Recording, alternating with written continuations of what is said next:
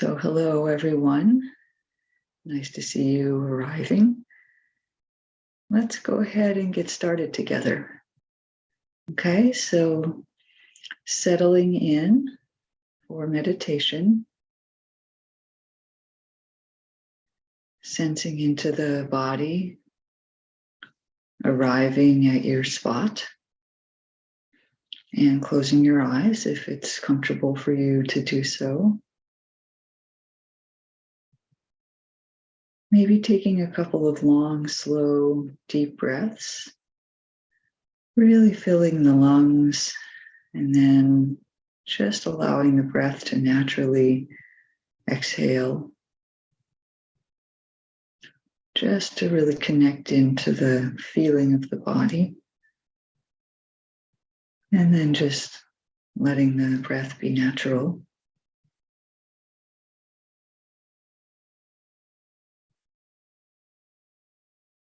And as is often helpful at the beginning of a sit, inviting some ease throughout the body, sensing into the head area, softening the eyes and the eye sockets, letting go of all the little muscles on the scalp,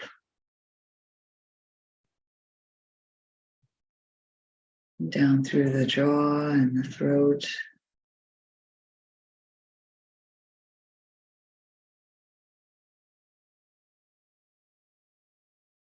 And releasing the shoulders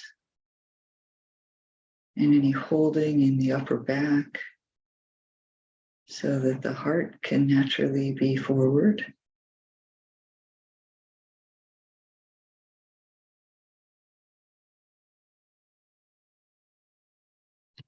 Just letting the arms float freely.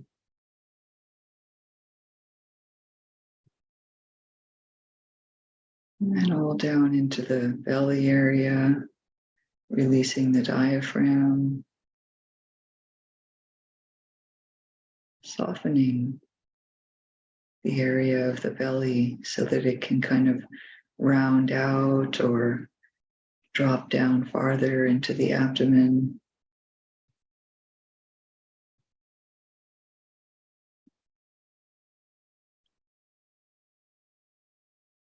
Releasing any holding in the low back so that we're just balanced on the spine.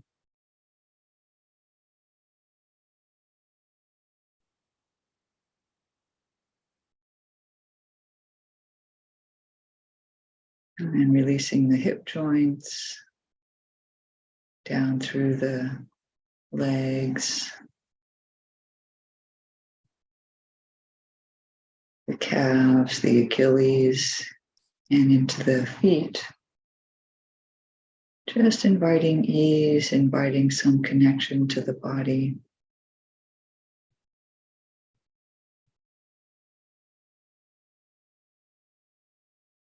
And it's okay, however it is.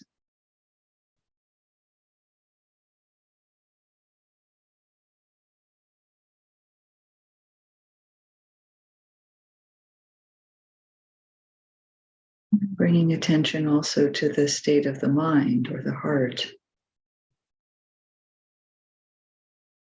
First of all, noticing what's there. How are you right now?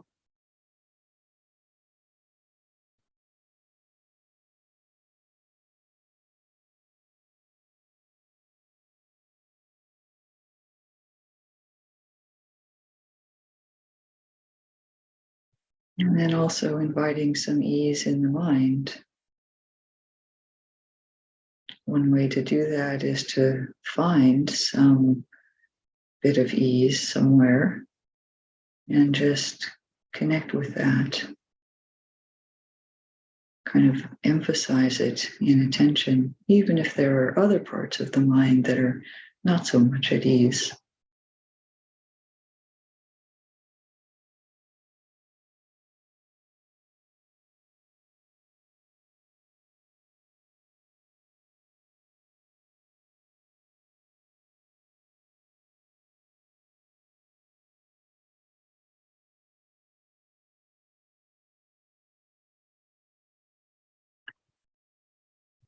connecting in with the sensations of the breath.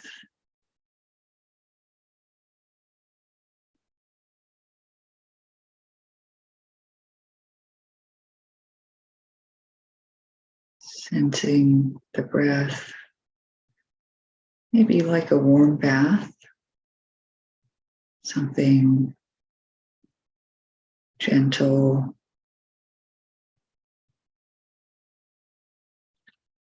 something that envelops the body.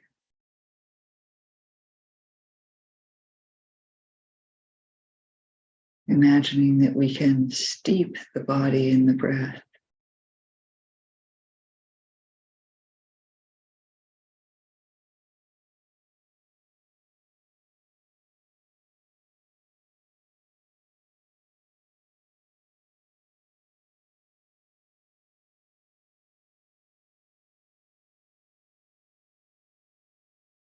Just encouraging the body and the mind to be simple.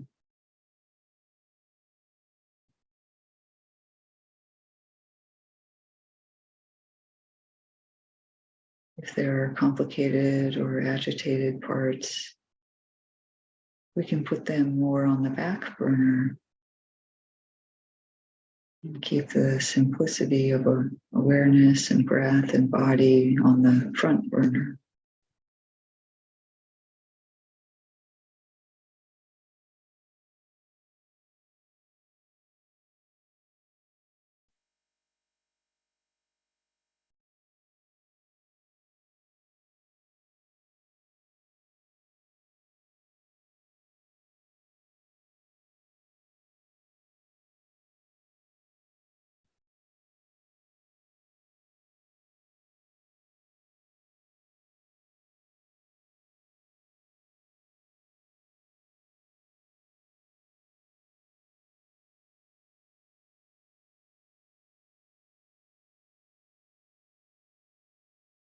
If you begin to sense some degree of peace or ease, or even wholesome pleasure in the experience of breathing,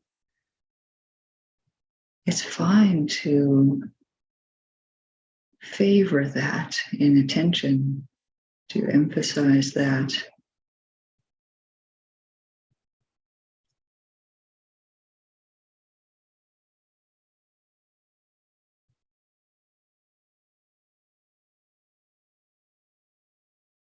This is actually how the instructions for mindfulness of breathing go. Mindfulness is not always purely neutral.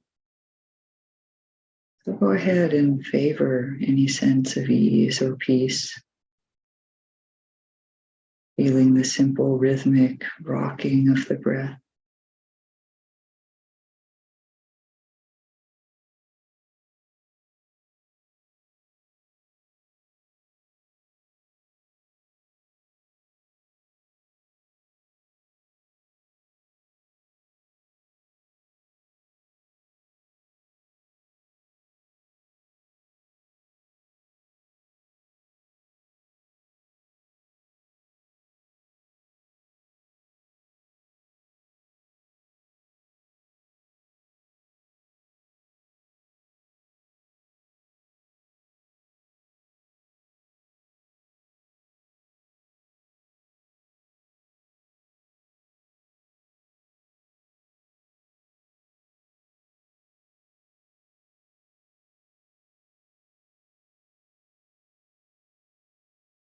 And if we're getting too involved in the pleasure and the joy of the breath, we'll feel that as agitation.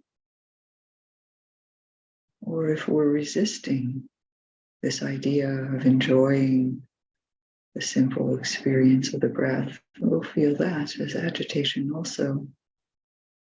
Finding the middle way that's very simple and tends toward ease.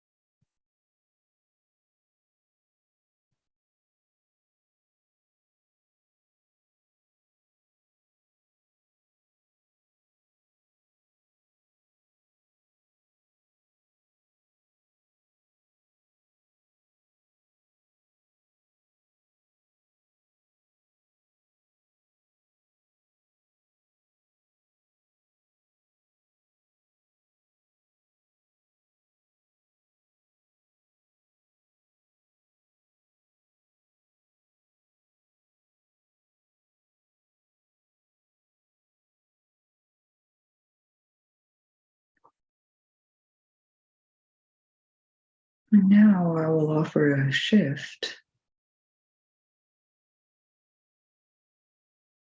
Now turning the attention more toward the changing nature of the breath. It's the same experience, but we turn attention more toward the flow, the in and out sensations, the continually changing experience of the breath.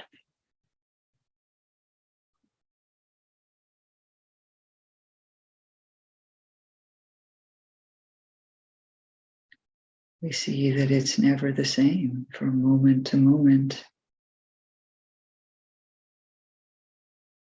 But there is still some ease in just resting with the flow.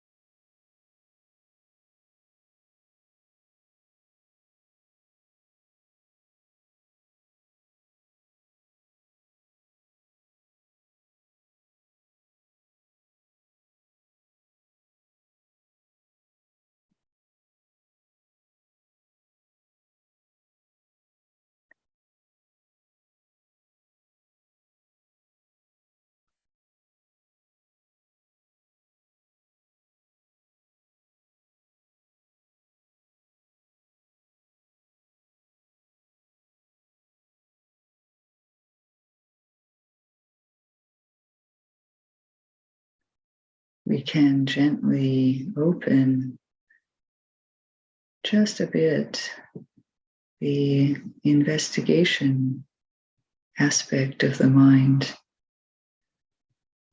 acknowledging that the breath is a multitude of sensations that are arising, shifting, and passing away in an overlapping kind of way.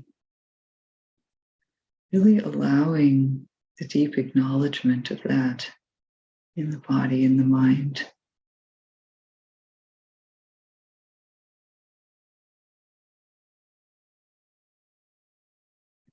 Just keeping the mind soft as we open to the flutter and kaleidoscope of change that is the breath.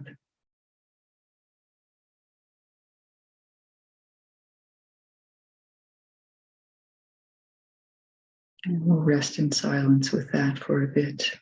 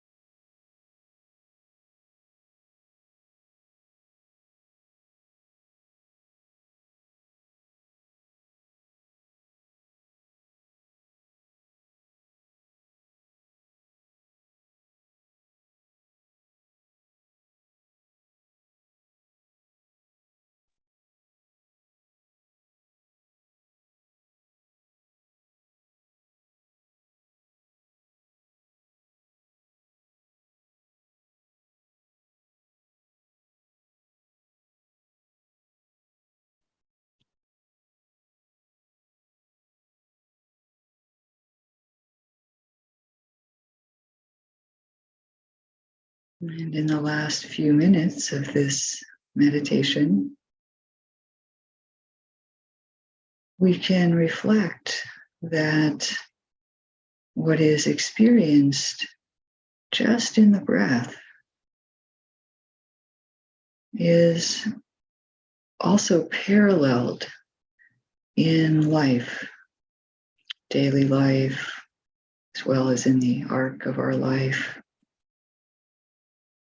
That there's a continual arising, shifting, and changing, and passing away of things.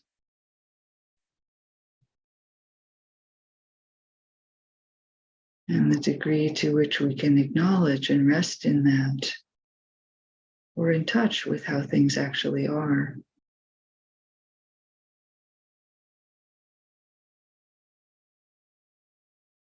Relationships change over time. There are new ones, and sometimes they end. Our work has changed. Our body and health shift over time. The weather, the seasons, it's always in flux in some way. And of course, we know this at some level, but we also forget it. And often, times when we're suffering are times when we are out of touch with this natural flow.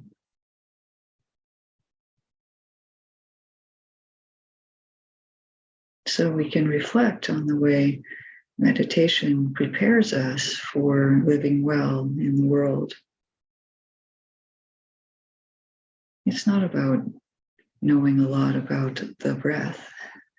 It's about having that experience and relating to it well, that then somehow can come forth as we meet life.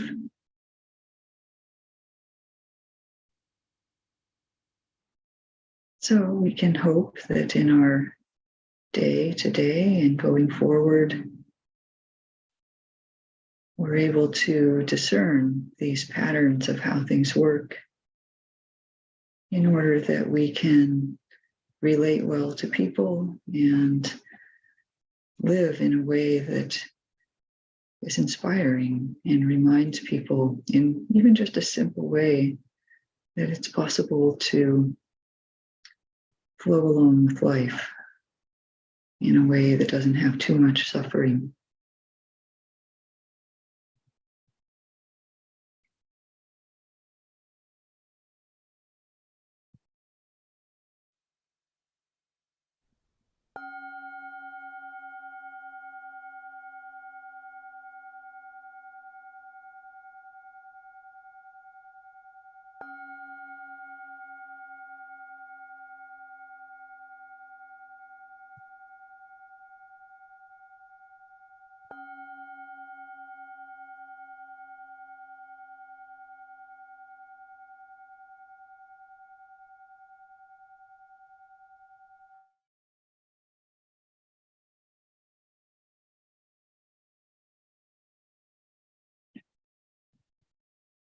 Okay, we've made it to the last item in our list of 5 Dharma resources for meeting life well. We've talked about confidence, sattva, ethical conduct or virtue, sila, listening and learning, sutta, and generosity and letting go, chaga. And then the last item can be seen as something distinct, but it's also one that emerges from and sums up the other 4. And it is discernment, panya. That word is also translated as wisdom, but we'll lean toward using discernment for today. And there are many things that it's useful to discern on the path to freedom. The most fundamental is understanding what is unskillful and what is skillful. So discerning between what leads towards suffering and what leads away from suffering. So this links panya to sila, virtue or ethics, but it also goes outside the conventional range of ethics into areas like choosing how to navigate the mind during sitting meditation. Sometimes people think that there shouldn't be any form of judgment in practice. We just accept everything all the time in a passive way. But this is too broad brush. Judiciousness is essential for waking up. This is from the Dhammapada in a chapter called The Just. The wise person who, as if holding a set of scales, selects what's good and avoids what's evil, is for that reason a sage. Whoever can weigh these two sides of the world is for that reason called a sage. So I apologize for the word evil. That's what the translation said. We could just think unskillful or unwholesome. And the same chapter also says, one is not just who judges a case hastily. A wise person considers both what is and isn't right. So these quotes affirm that wise judgment is indeed part of practice. But they also imply, the way these ones were written, having some kind of time to consider options, weighing the two sides of the world, considering both what is and isn't right. And sometimes we have the space to do that, and we should when we can. This is part of living a conscious, reflective life. But there's also what happens in the moment. So fortunately, there are other ways that we can train our discernment so that it becomes a reliable resource, even right in the moment, when it's combined with mindfulness. So to do this, I think it's best to understand the ways in which we tend to make mistakes in how we see things. And then we can train to see in wiser ways. So these are various ways that we don't properly discern what's going on, when we're making mistakes, basically because we gloss over details or we focus on the wrong thing. So the Buddha identified three main mistakes, let's say, to watch for. I think he called them distortions. So one gloss that we make is to see things that are impermanent as permanent, or things that are changing as unchanging. And in many cases, this comes down to a matter of careful mindfulness. So, suppose we're outside and we look across a clearing and we see a black line across the ground. It looks solid, but as we get closer, we see that it's actually a line of ants. It's lots of ants walking close together in the same direction. You can see this sometimes like on retreats, out in retreat centers that are in the jungle or out away from the cities. I've seen several of these ant lines. So as we get close, this solid line breaks up into individual ants in motion. Or maybe you've seen those fire sticks that people sometimes wave around on holidays, maybe more often in Asia than here. But you do it at night, and it's a stick that's burning on one end, or these days it might be an LED or something. And it's twirled rapidly in a circle, and it looks like a solid circle of light because we don't see that it's a single light being moved when it's going fast like that. There are many things that are like this. We look out and we see a tree, but if we get closer and closer and closer, like really close, eventually you'll be looking at molecules that are all in motion. How solid is that tree? Sitting in meditation, we might perceive pain in our shoulder to be a solid wall. It feels like a hardened area, almost like a stone. But with careful mindfulness, if we're willing to turn toward it, sometimes the pain can break up into many little sparks of sensation, often in quite a small area. It might still be there as strong sensation, but we can't quite believe in its solidity anymore if we look with careful mindfulness. So experiences like solidity and unchangingness are actually products of how we're seeing. If things are changing slowly, or if mindfulness is not very precise, we're just catching a moment here and there, not every moment, then they can seem relatively permanent. It's a very important Dharma insight to see into the impermanent, inconstant, and changing nature of actually all experience. And this greatly assists in letting go, because we discern in sort of at an intuitive level that there really isn't much to grasp. And we can train the mind to discern in this way. We can incline towards seeing in that way. And as we do that, just throughout the day and in meditation, that way of seeing will be available to us as a Dharma resource at moments where it's useful. So then a second gloss or misperception is to see what is ultimately unsatisfying as fully satisfying. So we typically carry the idea that getting something pleasant, something that we want, is going to satisfy us. Maybe it's even going to be the thing that really does it for us. If I just get this one thing, or if I just get rid of this one thing, then it will be better. For example, we might think, I'm going to take a hot bath tonight. That is really going to do it for me after a long day of work. And if the conditions come together and we do get to do that, we enjoy it. But does it really satisfy completely? Doesn't your mind just go on to the next thing that will be just perfect? So we're talking here about this quality of dukkha, unsatisfactoriness in human life. And it helps very much to understand that dukkha doesn't have to have this narrow meaning of suffering, which is often how it's translated.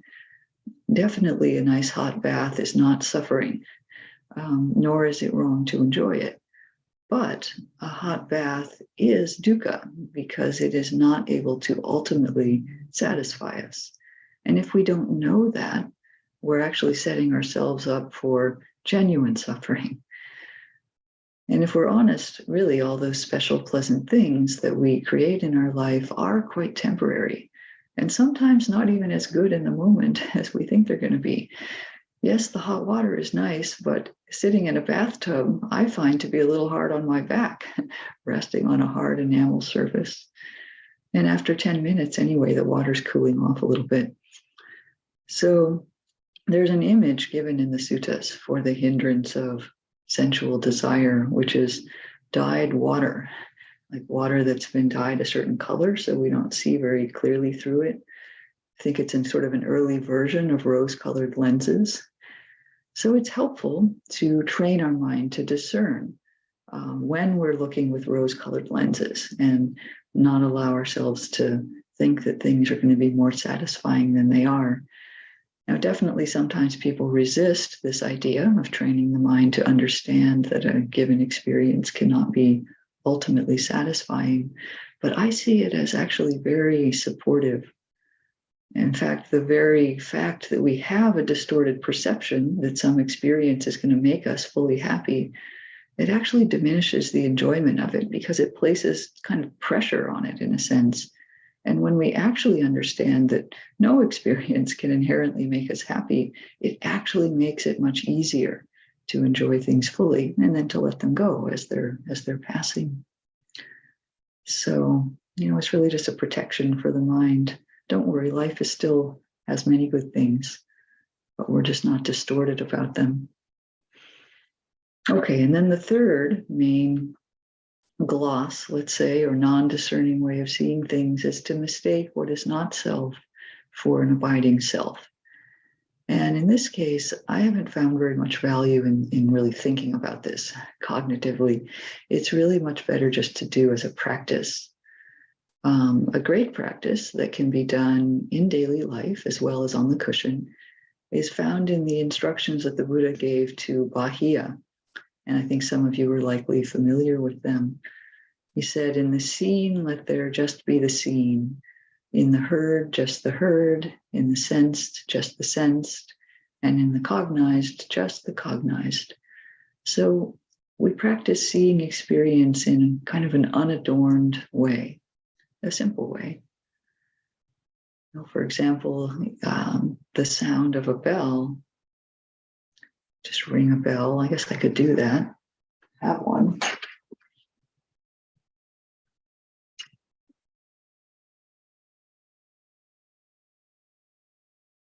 It's easier. Okay. Listen to this.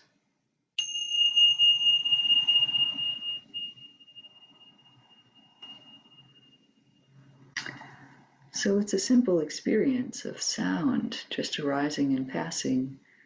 It doesn't have much to do with our self unless we add one on. But really, it's just the sound coming and going. So in cases like this that are simple, we get a glimpse of the way putting a self onto something, it would be actually imputed onto experience by the mind. If we were to say, that's my sound, that's a special bell just for me, things like that, it's obviously something extra. And that's not to problematize that we do that sometimes. It's just to be accurate that, putting a self on is something extra. It's additional to their experience. See for yourself. It takes careful mindfulness, but you can see this for yourself. In the words of Joseph Goldstein, only 6 things ever happen: seeing, hearing, smelling, tasting, touching, and mental activity. So the Buddha concludes his teaching to Bahya by saying, this, just this, is the end of dukkha. So we can see when we can see experience in a simple way, then there isn't suffering or stress. So essentially, when we train not to be fooled into these non-discerning ways of seeing, then we're much more likely to make good decisions in the moment. So non-discernment is to think that things are, in the words of Ruth King, I love the way she puts this, we think that things are permanent, perfect, and personal. And what we want to train in is to not be fooled by that. So if we see more wisely, more discerningly, then we won't be foolishly trying to hold on to or control things that are bound to change. We won't be setting ourselves up for disappointment and dukkha by tying our happiness to things that change and are limited. And we won't be getting wrapped up in thinking that things are inherently personal, inherently ourself, and all the dukkha that goes with that. So this is kind of a culmination of all the things that we've been practicing up to now: the confidence, the sila, the ethics, the learning of the teachings, and listening carefully to our experience, and then being willing to let go, whether in the form of actually giving something or the releases that happen along the path. Then we come to have this discerning view of understanding the changing nature of things and how to live well in the world. And as a reminder, the Buddha said that these 5 qualities are a form of inner wealth. They're a form of fortitude, of character. They're inspirations. When we think of how they can be known in the world, we feel happy. And people who possess them and have them well at hand are said to be spiritually mature. One that I didn't say up to now is that these are also said to help us at the time of death. And when these are well established in the heart, they assure an easeful death. So these serve us both on and off the cushion to meet life well in the moment. And we can strengthen any and all of them through training, which is very worthwhile to do. And all of them are made potent by mindfulness practice. That's the core foundation behind all of them. So thank you for being here for this week. I very much hope that something in it landed for you and that it will support you and all those around you to take it into your practice in life. Be well.